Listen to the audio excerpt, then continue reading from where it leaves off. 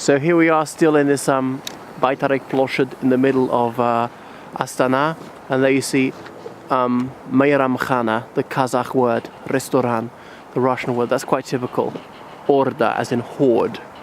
Restaurant, they got it in English. You can tell that it'll be a really high class place if they bother putting it in English. There are not that many Western expatriates here. It's not an oil town, so those will often be diplomats, businessmen. Baku was very different. There are lots of working class Westerners, mostly British men, not so many women. It's a bit of a rarity. I mean, people notice me as a foreigner, partly because of my boots. They'd often wear leather boots with a fur lining inside. These are more like walking boots.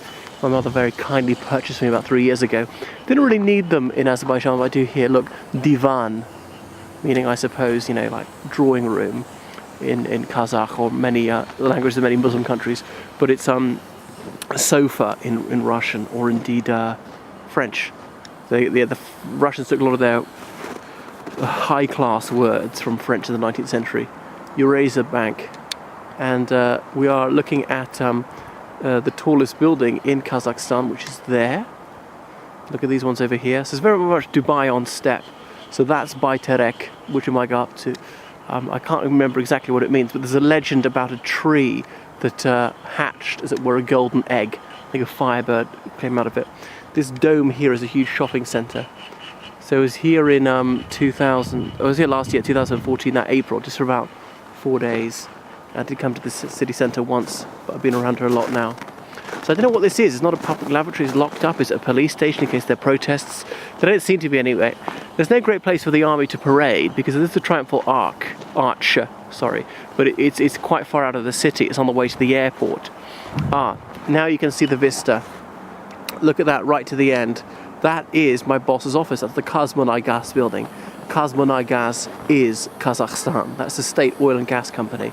And they produce something like 90% of the revenue. So I work for the CEO, tutoring his sons. And that's Khan Shatir, this tent-shaped edifice in the distance, 150 meters tall. So they're into very audacious architecture. Everything's going to be eye-catching, very tall. So as you can see, there's many striking structures around here. And then these twin towers, the Golden Horde, they're not actually that tall, but they're somewhat aesthetically pleasing in their way. I think so. There's Ak Orda, the presidential palace, meaning the White Horde. You can see right there on the skyline. So I think Cameron was there when he came on a visit last year. And as I say, this will all be built in the last 15 years. What else? So the Kazakhs, there were 3 hordes, the Great Horde, the Middle Horde, and the Little Horde. And the Russians largely, randomly, in the 19th century, decided they were all Kazakhs. But way back in 1465 was the first mention of Kazakhstan. Some people take that to be the foundation of the Kazakh state, although the borders were very different then, not strictly defined. They were largely nomadic people. Only about a century ago that they began to settle for the most part. Some of them still practice that peripatetic lifestyle. They were itinerants following the herds of camels, goats, sheep, horses, and so on. So I would like to partake of some camel flesh. I've seen it on the menu just once though. It was more in West Kazakhstan. One taxi driver bragged to me, our camels are very tough. So if there's any clash between the Kazakh and Russian languages, they will use Russian. Clash is the wrong word, but if there's some people who can't speak one of them, then they'll go for Russian. Everyone can speak Russian except in the very rural areas. Not everyone can speak Kazakh. 23% of them are ethnically Russian, and there are people who are of non-Kazakh ethnic groups here. Like Korean and so on, German, Polish, Uzbek, Ukrainian. But quite a lot of intermarriage, especially amongst people who are high up in the Communist Party. Right, and it is flat as a pancake right here, so when you're very far away from the city, you can still see on the horizon these skyscrapers.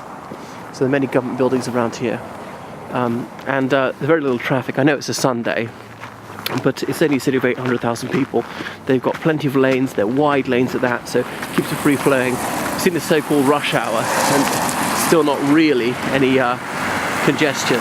Right, look at this, in the middle of the main square, a road going across it, or we can cross that difficulty. Even on weekdays it's not difficult crossing.